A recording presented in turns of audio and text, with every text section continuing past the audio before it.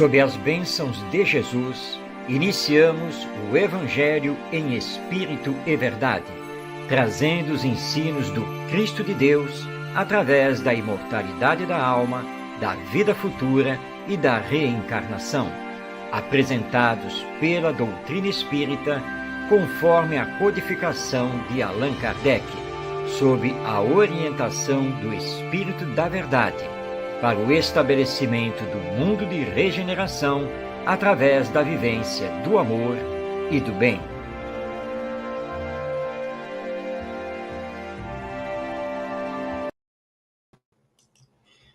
Olá, seja bem-vindo, seja bem-vinda. Iniciamos mais uma edição de O Evangelho em Espírito e Verdade, rogando as bênçãos do nosso Mestre Jesus sobre todos nós, para que possamos ter um programa envolvido nessas vibrações de paz e de amor. Estamos ao vivo, transmitindo da cidade do Rio de Janeiro para o Brasil e o mundo, graças à web rádio Cristo Consolador, a quem muito agradecemos por esta oportunidade. Nosso programa tem por finalidade estudar o Evangelho, e nós fazemos esse estudo em 4 partes. Na primeira, nós estamos estudando o Evangelho segundo o Espiritismo. Na segunda, nós passamos a palavra a Caiba Schutel no seu livro O Espírito do Cristianismo. Na terceira parte, nós temos como convidado no programa Emmanuel, que através de Chico Xavier comenta os versículos das cartas de Paulo de Tarso. E encerramos o programa na 4ª parte, cedendo a palavra a José Herculano Pires, com seu comentário sobre uma passagem do Novo Testamento. E temos também a dica literária espírita. Fique conosco até o final. Vamos, então, iniciar o programa, o nosso estudo, colocando aqui na tela a nossa apresentação, porque nessa primeira parte nós vamos continuar a estudar o Evangelho segundo o Espiritismo, no seu capítulo 12, Amai os vossos inimigos. Hoje, os itens 7 e 8, com o texto de Allan Kardec, com o tema Se alguém te ferir na face direita. Como sempre fazemos, nós colocamos o texto nos slides para que possamos fazer a leitura e a sua compreensão. Não colocamos o texto todo, porque ele é um pouco longo, mas procuramos colocar aqui nos slides os trechos mais significativos. Allan Kardec inicia transcrevendo, primeiramente, o Evangelho segundo Mateus, no seu capítulo 5, versículos 38 a 42, quando o nosso evangelista anota as seguintes palavras de Jesus. Vós tendes ouvido o que se disse, olho por olho e dente por dente. Eu, porém, digo-vos que não resistais ao mal, mas se alguém te ferir tua face direita, oferece-lhe também a outra. E ao que quer demandar-te em juízo e tirar-te a túnica, larga-lhe também a capa. E se alguém te obrigar a ir carregado 1000 passos, vai com ele ainda mais outros 2000.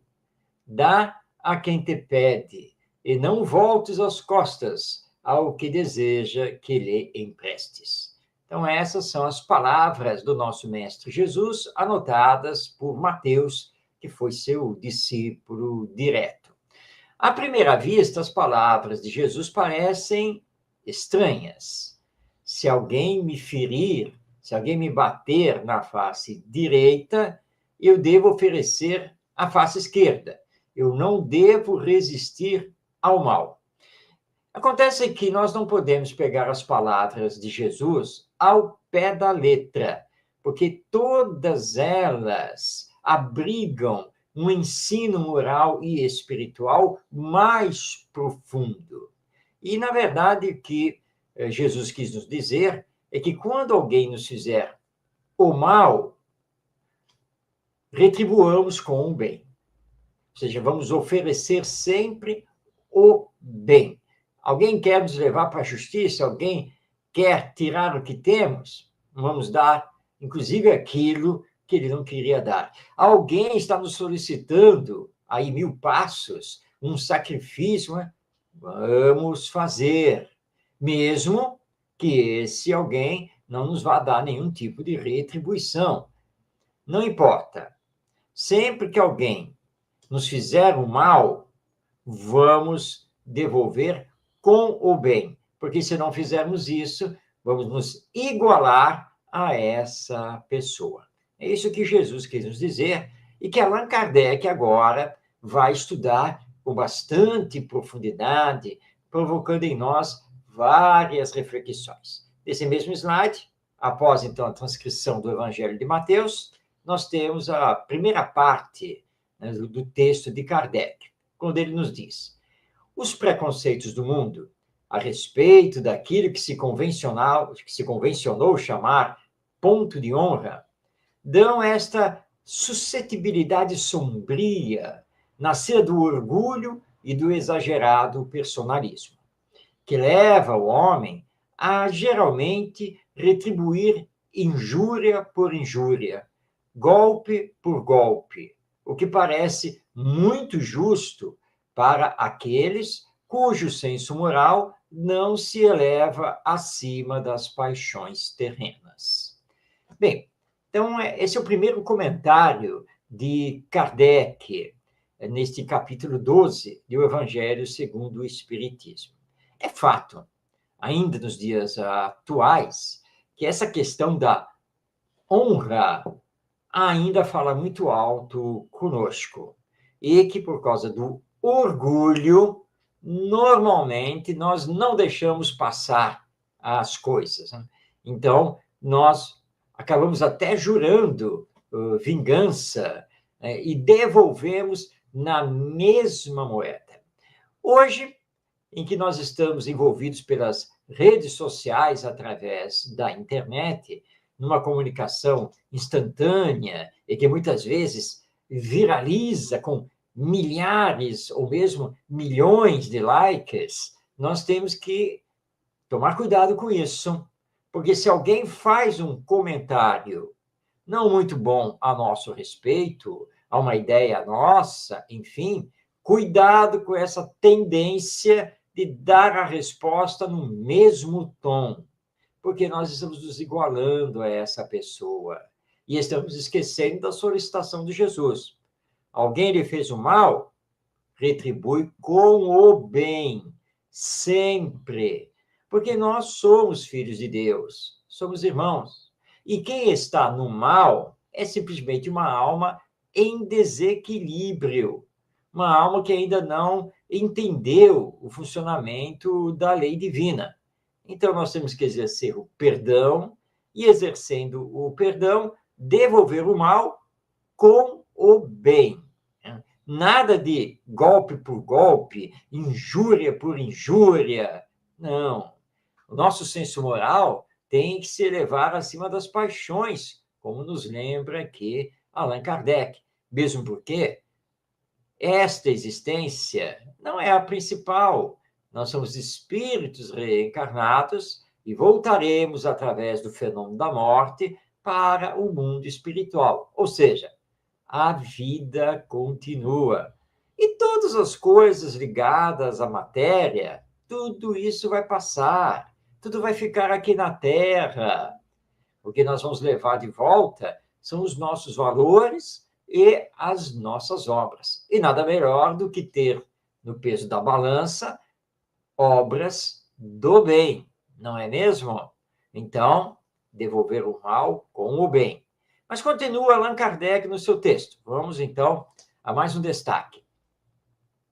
Dizendo-nos para oferecer uma face quando formos batidos na outra, disse Jesus, por outras palavras, que não devemos retribuir o mal com o mal, que o homem deve aceitar com humildade tudo que tende a reduzir-lhe o orgulho, que é mais glorioso para ele ser ferido que ferir, suportar pacientemente uma injustiça que cometê-la, que mais vale ser enganado que enganar, ser arruinado que arruinar os outros.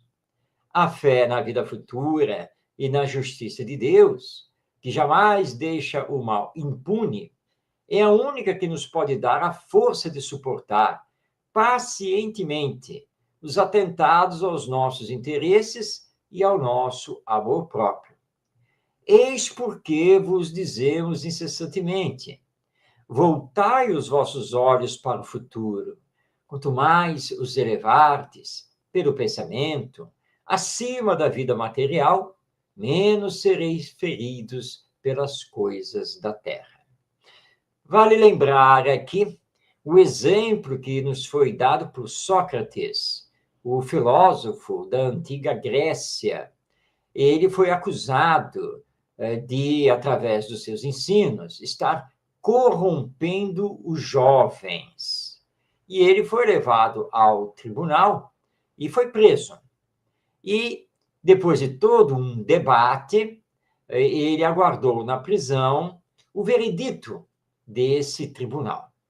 E ele estava reunido com a sua esposa e vários discípulos quando chegou a sentença. Ele havia sido considerado culpado e havia sido condenado à morte, tendo que ingerir um veneno. Sua esposa olha para ele e diz assim: mas Sócrates, nós temos que recorrer, porque essa sentença é injusta. Sócrates, então, muito calmo, tranquilo, olha para a esposa e faz a seguinte pergunta: e você gostaria que a sentença fosse justa? Ou seja, que eu estivesse sendo condenado justamente? Sim, ela é injusta, porque eu sou inocente. Mas, já que o tribunal me sentenciou à morte, eu me entrego, mesmo porque eu sei que a vida continua depois da morte.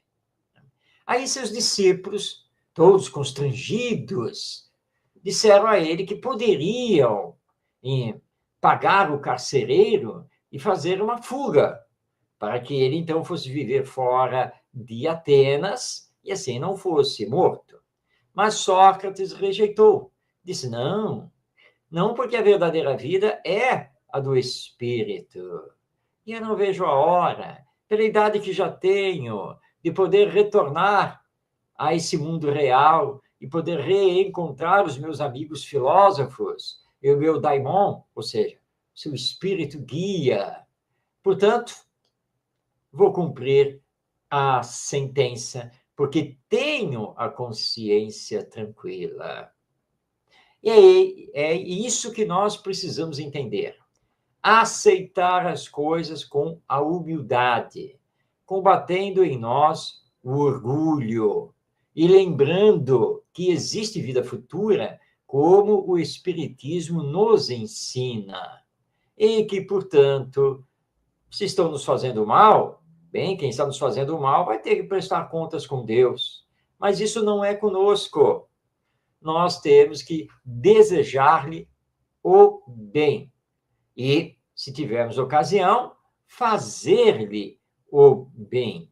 Por isso, Kardec, no final do texto, nos solicita para termos olhos voltados para o futuro, para além desta existência corporal, material, porque continuaremos vivos e vamos colher de acordo com as nossas obras, de acordo com a nossa semeadura. Aqueles que estão no mal, esses terão que prestar contas perante a lei divina até descobrirem o amor. Que nós, então, estejamos no bem e no amor, para recolhermos depois da morte a felicidade que tanto sonhamos. Nós vamos continuar o estudo do Evangelho segundo o Espiritismo semana que vem, e onde nós vamos entrar, então, nesse capítulo 12, Amai os vossos inimigos, nas instruções dos Espíritos. Deixando já o convite para que você esteja conosco semana que vem, na próxima quinta-feira. Porque agora estamos abrindo a segunda parte do programa, dedicada ao livro O Espírito do Cristianismo, livro esse escrito por Caibar Schutel, Caibar de Souza Schutel, valoroso companheiro do movimento espírita brasileiro no início do século XX. E Caibar Schutel, em cada capítulo da obra, estuda uma passagem do Novo Testamento, uma passagem do Evangelho. Hoje nós vamos ver o capítulo que tem por título A Prisão e o Inferno. Caibar Schutel transcreve, então, uma passagem que está no Evangelho segundo Lucas, lá no capítulo 12, versículos 58 e 59, passagem aí que já está na tela. Palavras, então, de Jesus. Quando, pois, vais com o teu adversário ao magistrado, faze o possível para te livrar dele no caminho, para que não suceda que ele te arraste ao juiz, e o juiz te entregue ao meirinho, e o meirinho te lance na prisão. Digo-te que não sairás dali até pagares o último ceitil. Lembrando aqui que meirinho é o mesmo que oficial de justiça.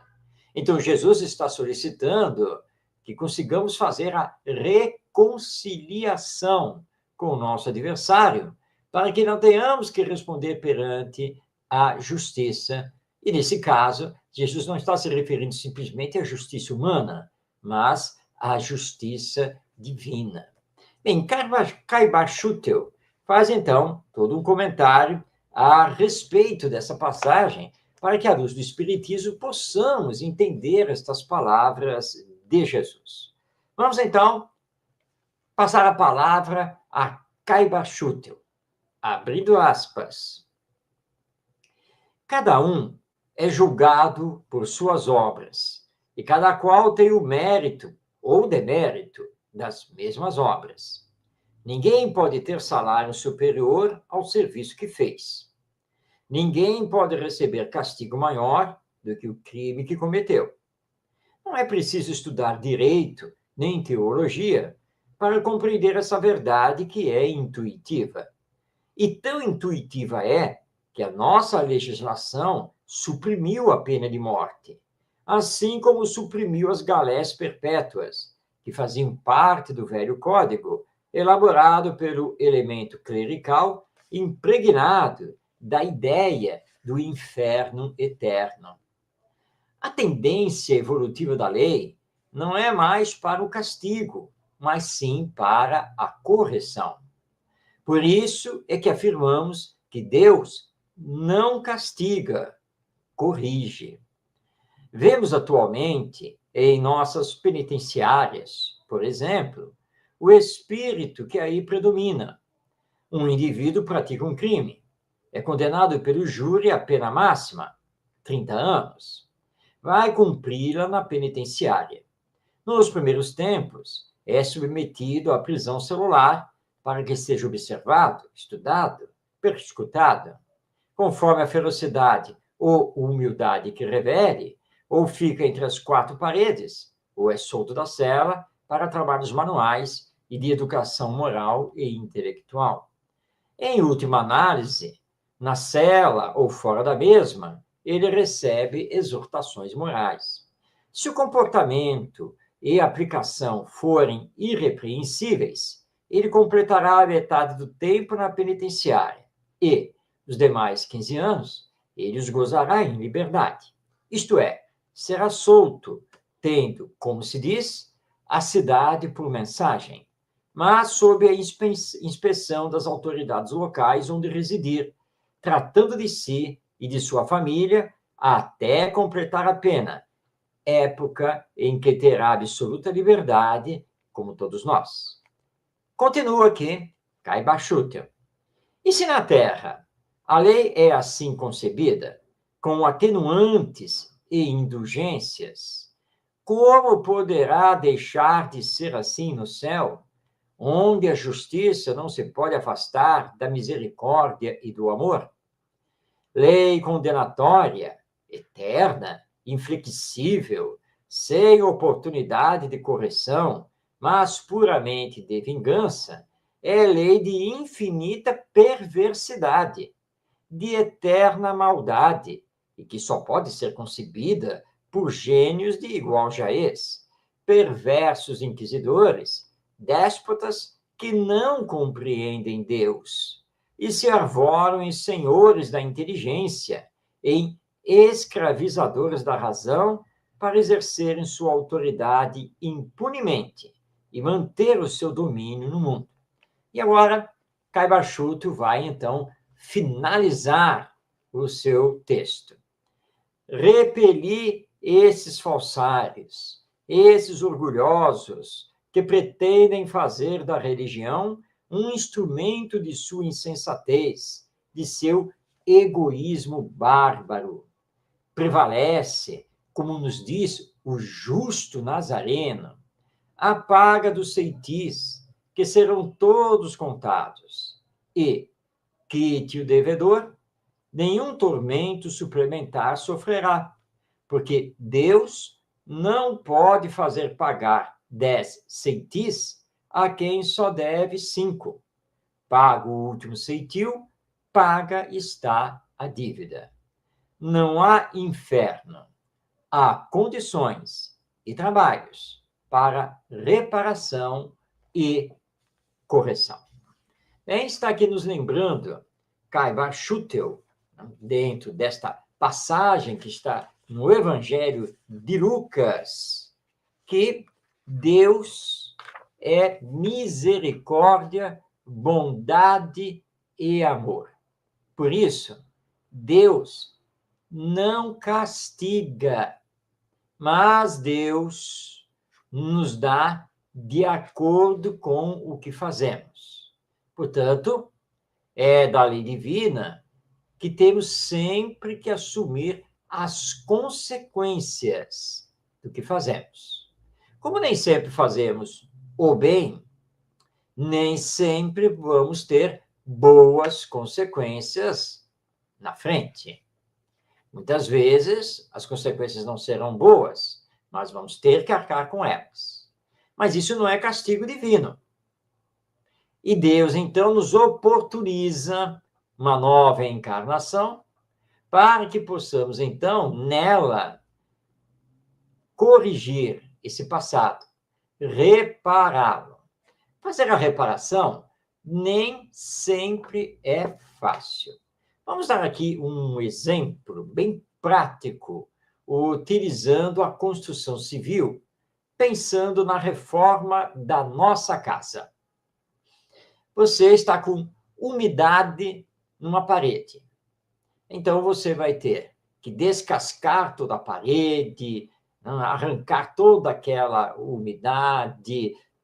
Provavelmente vai ter que fazer isso um pouco no chão também, até chegar ali no alicerce ou na cinta ali que segura todos os alicerces. Enfim, é toda uma obra a fazer.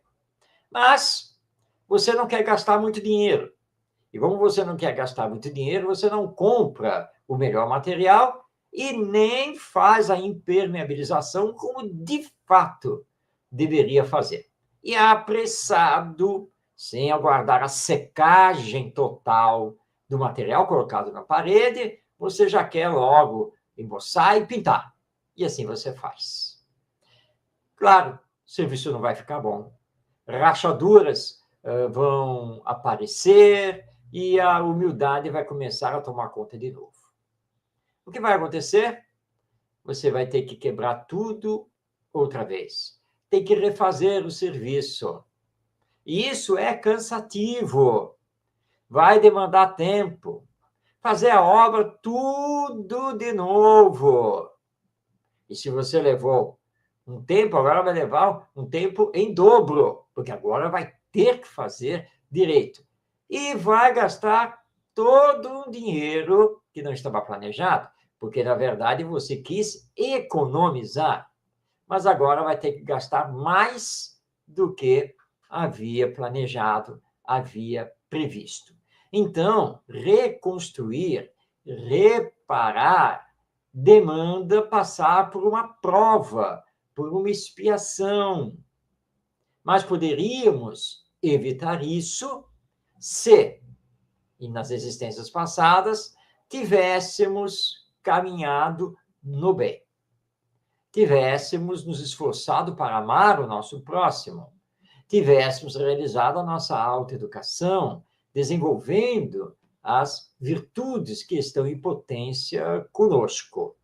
Então, se hoje estamos passando por determinadas provações, por determinados sofrimentos, não é castigo divino, é apenas a consequência do que andamos fazendo em existências passadas ou estamos fazendo nesta existência.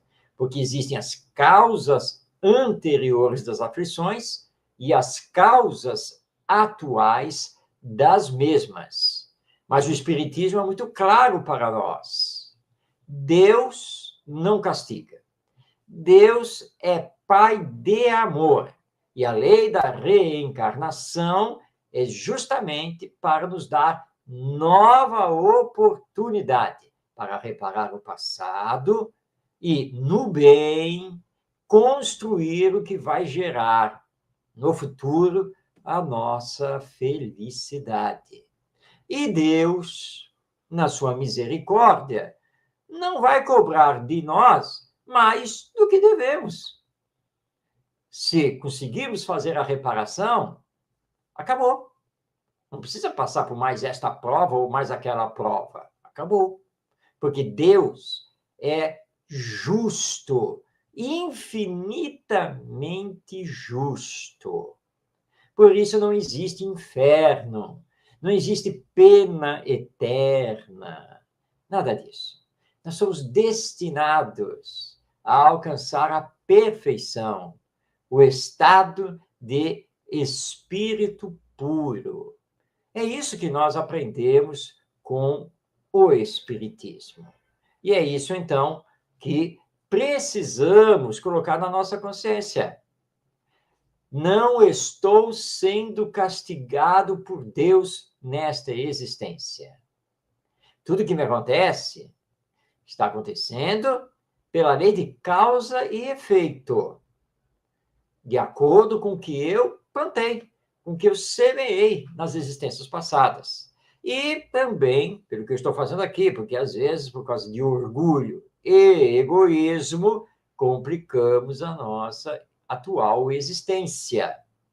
E, aliás, precisamos nos dedicar a combater o orgulho e o egoísmo em nós, para darmos os bons exemplos que vão bem influenciar os outros, que, por sua vez, também vão ter esse encontro com esse combate ao egoísmo e orgulho que, porventura, ainda possuam.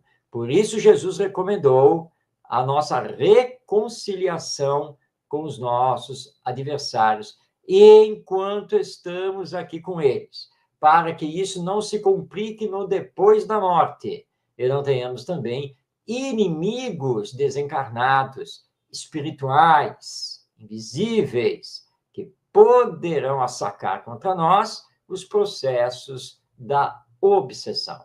Então, reconciliação hoje e iniciar a reparação, para que possamos, então, deixar o passado no passado, para que o nosso amanhã seja, então, mais glorioso, mais feliz, já a partir de agora, com a nossa consciência tranquila, porque estamos no bem.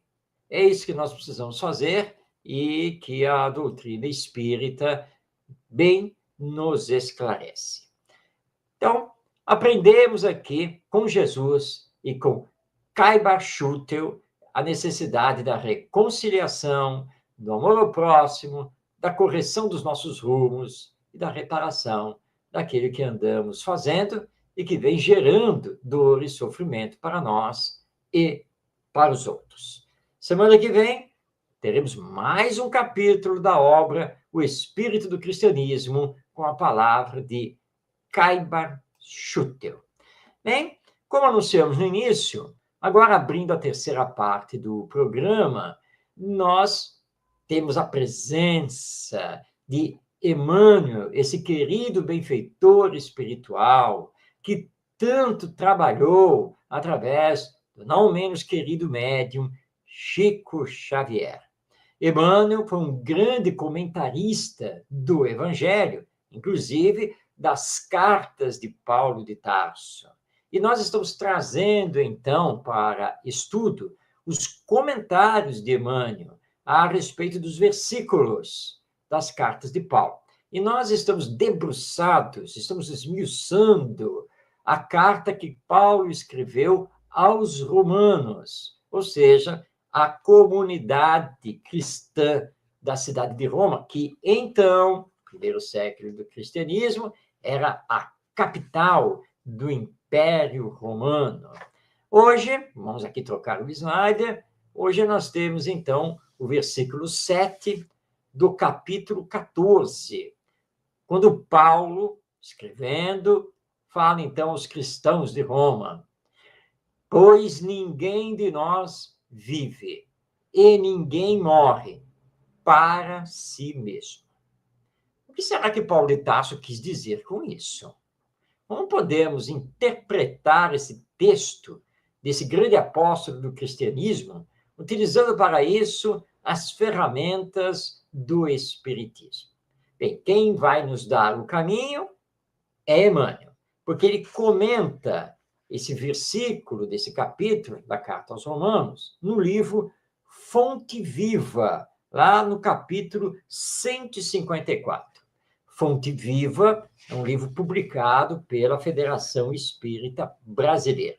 E Emmanuel deu por título ao seu comentário: Ninguém vive para si.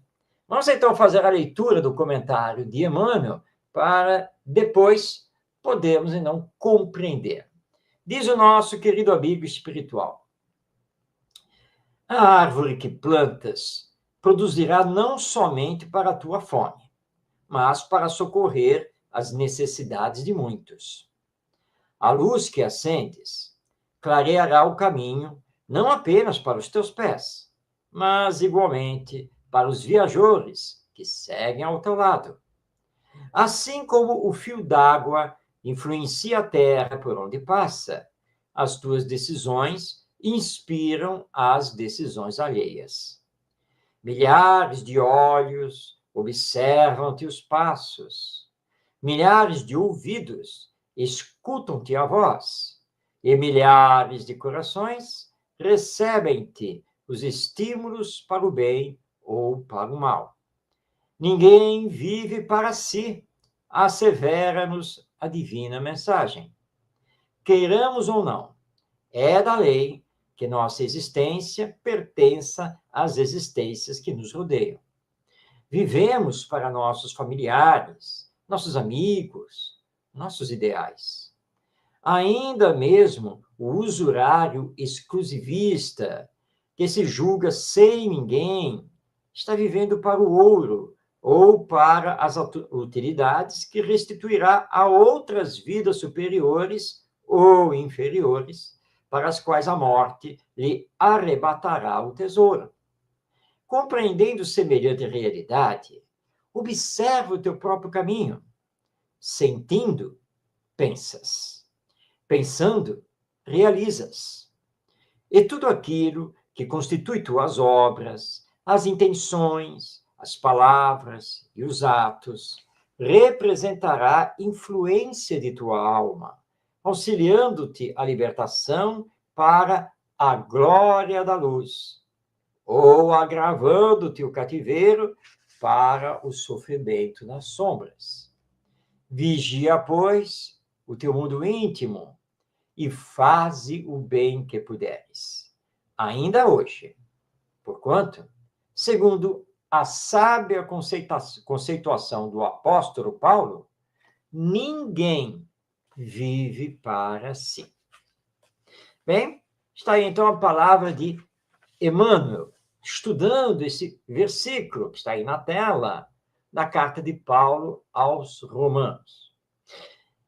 Nós costumamos dizer que temos que nos conscientizar que somos seres interdependentes. Somos seres de relação. Somos seres sociais. Ninguém vive sozinho. Ninguém vive isolado. E mesmo que procure esse isolamento, vai viver com os aprendizados que obteve, com os conhecimentos que já desenvolveu. E esses aprendizados e conhecimentos não desenvolveu sozinho, mas aprendeu com os outros. Então, não vivemos apenas para nós mesmos. Temos que ter essa consciência. Vivemos também para a coletividade, com a coletividade. Ontem, hoje e amanhã. Porque a morte não existe. Então, procuremos compreender o alcance da nossa interação. E Emmanuel nos faz essa lembrança. Quando você fala, não fala só para você. Quando você pensa, não pensa só para você, mesmo porque nós estamos cercados por uma nuvem de testemunhas, como também escreveu Paulo de Tarso, ou seja, os desencarnados, os espíritos. Quando você age, a sua ação sempre atinge de uma maneira ou de outra os outros. E tudo tem consequências. E perante a lei, que é a lei divina, nada, absolutamente nada, passa batido. Não, porque a lei divina, ela tem por base a lei de causa e efeito. Hoje, sofremos muitos efeitos daquilo que pensamos, falamos e fazemos. Porque vivemos na sociedade.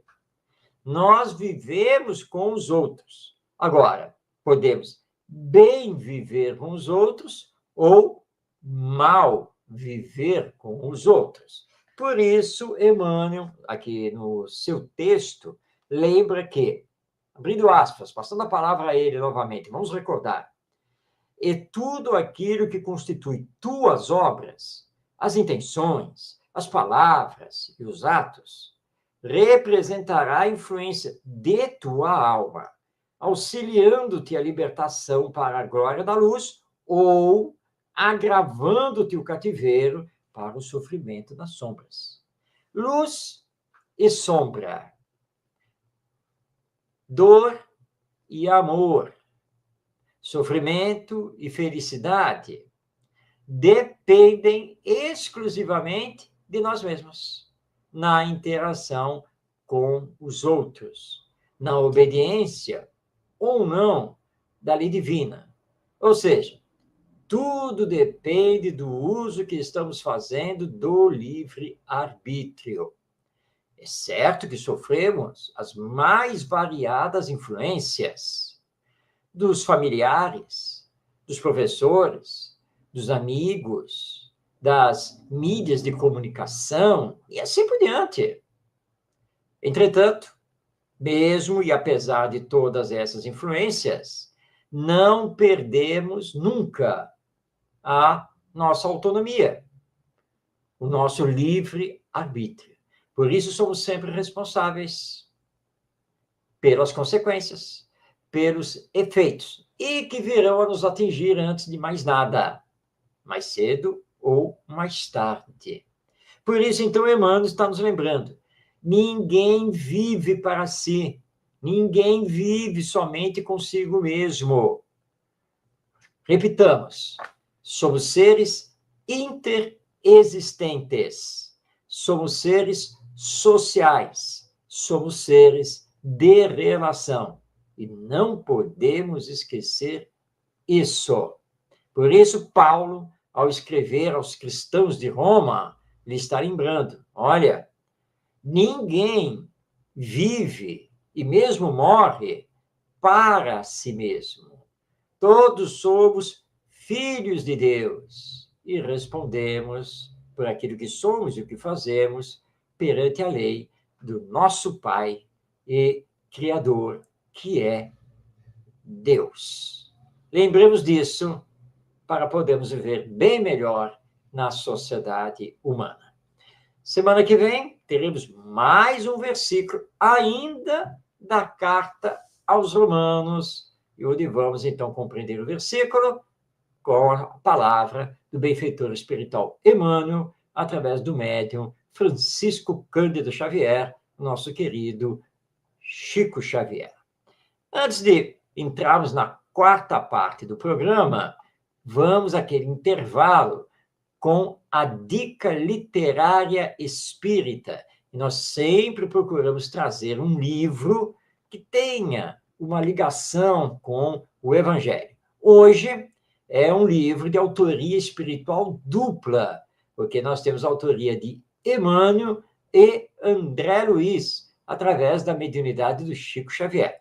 É o livro que está aí na tela, Busca e Acharás. É uma obra lindíssima, maravilhosa, muito tocante, onde Emmanuel e André Luiz, a partir desta fala de Jesus, busca e acharás, desdobram temas morais, temas ligados ao Evangelho, sempre à luz da doutrina espírita. Uma obra maravilhosa, vale a pena a leitura. Você está vendo aí a capa da edição atual, que é uma edição conjunta do Ideal, que é o Instituto Original, que lançou essa obra, que era de São Paulo, e da FEB Editora. Então, uma edição conjunta, Ideal e FEB Editora. Deixo aqui a recomendação para você conhecer, fazer a leitura desta excelente obra mediúnica, Busca e Acharás. Tenho certeza que você vai gostar e muito. Então, essa é a nossa dica literária espírita de hoje. E entramos, então, na quarta e última parte do nosso programa. É aquela onde nós, então, cedemos a palavra a José Herculano Pires. Sim, cedemos a palavra, porque ele vai falar aqui conosco, sim, é a voz mesmo de Herculano Pires. E você deve estar pensando, mas como isso é possível? Herculano Pires desencarnou em 1979. Mas acontece que entre os anos de 1970 e 1974, ele transmitiu pela Rádio Mulher, ao vivo, sábados à noite, o programa No Limiar do Amanhã. Naquela época, por força de lei, as emissoras de rádio eram obrigadas a gravar a sua programação diária em fita. Nós não estávamos no mundo digital ainda. E era chamado o dedo duro, porque vivíamos a ditadura militar e, a qualquer momento, os serviços de censura federal poderiam solicitar as fitas para ouvir o que foi dito neste ou naquele programa. Essas fitas, ou pelo menos parte delas, foram resgatadas, foram digitalizadas, e nós temos, então, hoje, na internet, na íntegra, uma boa parte dos programas no Limiar do Amanhã. E Herculano Pires sempre encerrava o programa comentando uma passagem do Novo Testamento. Então, nós pudemos fazer também a edição para trazer para o nosso programa o comentário de Herculano Pires sobre o Evangelho, que você pode ler também. Aqui no programa você vai ouvir, mas você pode ler, porque esses comentários foram publicados pela editora Paideia nessa obra que está aí na tela, O Evangelho de Jesus em Espírito e Verdade. Então, nessa obra, você tem os textos, a transcrição dos comentários do Evangelho feitos por Herculano Pires. Mas, a partir de agora, você, eu, todos nós vamos ouvir na íntegra mais um comentário de José Herculano Pires a respeito de uma passagem do Evangelho. Vamos, então, colocar o áudio no ar.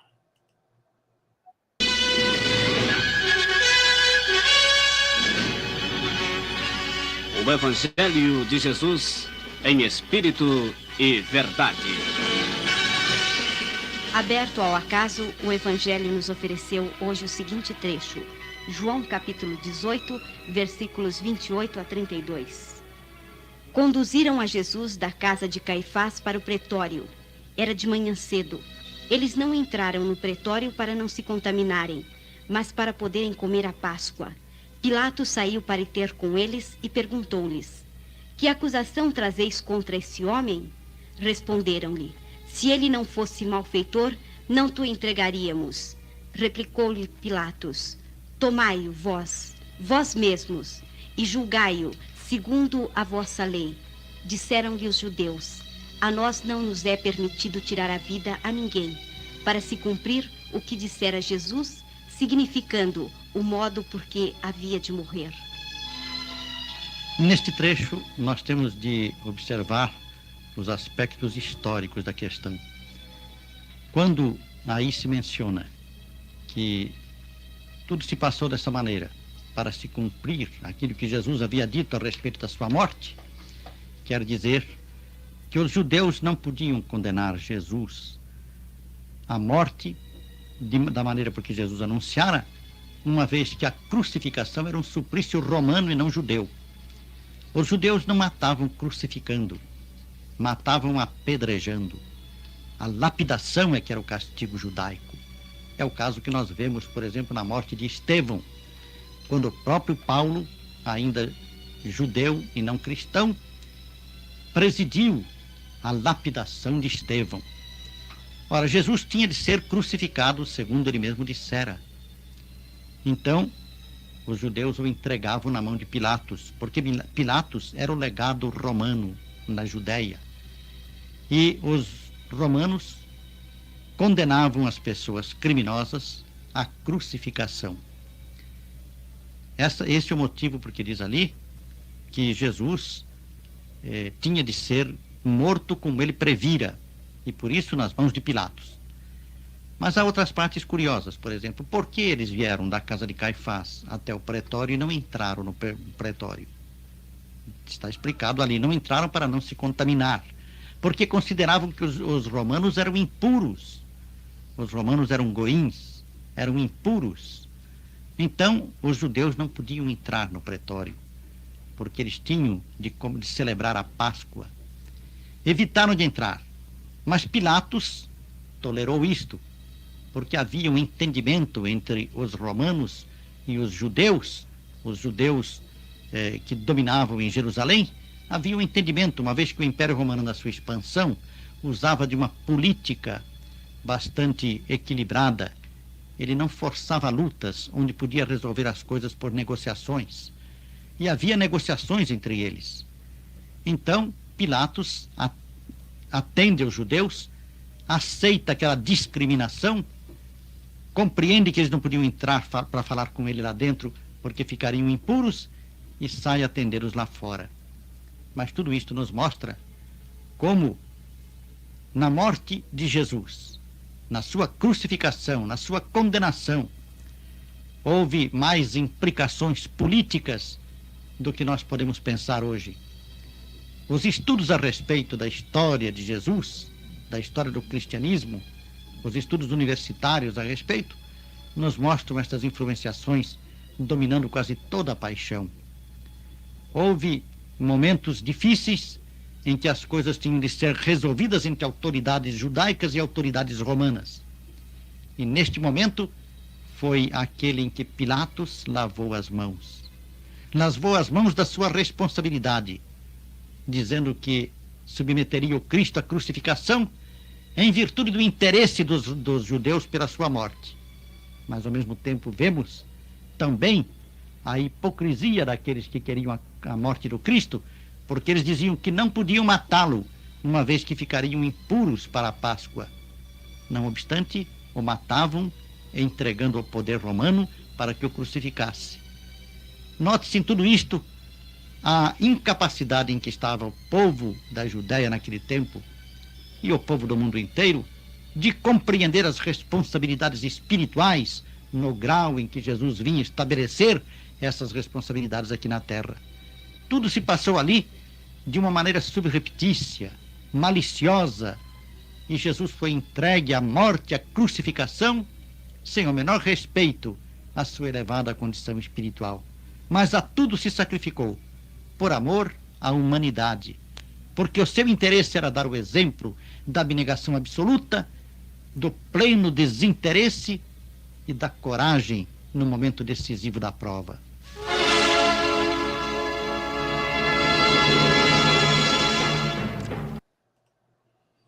Bem, assim tivemos essa palavra incisiva de Herculano Pires, nos explicando mais uma passagem do Evangelho, com a sua explicação histórica, religiosa e o grande significado que nos dá para a nossa vida plena atual. Nosso agradecimento ao nosso querido José Herculano Pires e à fundação que leva o seu nome, os companheiros e companheiras dessa fundação que conseguiram resgatar os áudios do programa No Limiar do Amanhã.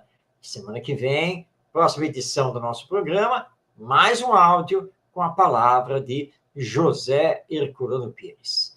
Mas estamos chegando ao final desta nossa edição. Queremos aqui agradecer a você e lembrando que o nosso programa pode ser assistido a qualquer dia e horário através do YouTube. Basta que você acesse o canal da Web Rádio Cristo Consolador ou, se preferir, o canal Orientação Espírita. Todos os nossos programas ficam disponíveis nesses dois canais no YouTube. Mas se pudermos acompanhar ao vivo, toda quinta-feira às 5 da tarde, teremos imensa alegria em receber, então, aqui a sua mensagem, a sua audiência. Rogando a Jesus, nos abençoe hoje e sempre, e que possamos ter muita paz na nossa vida. Fazemos a nossa despedida, deixando o nosso abraço fraterno e o convite para nos encontrarmos em o Evangelho em Espírito e Verdade na próxima semana. Um grande abraço a você.